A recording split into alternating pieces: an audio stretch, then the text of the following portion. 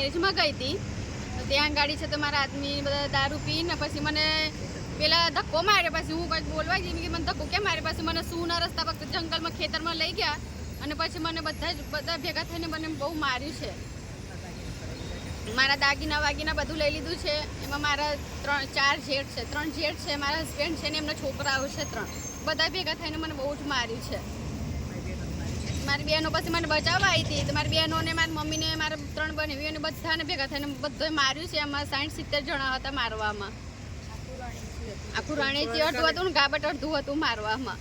અને બહુ માર્યું છે. મને ધમકી આપે છે બરોબર નહીં. હવે મારું નામ સુમનબેન અમિતભાઈ પટેલ છે. હું ઇન્દ્રાન રહું છું.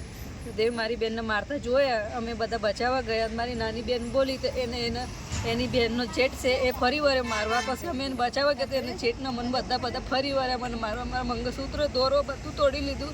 બાલ પકડીને એના જેઠના છોકરાઓ એને ધેરોડીને બધાએ મને બહુ મારે અને કાઢી મેલ્યા તો મારા છોકરાઓને બી માર્યા.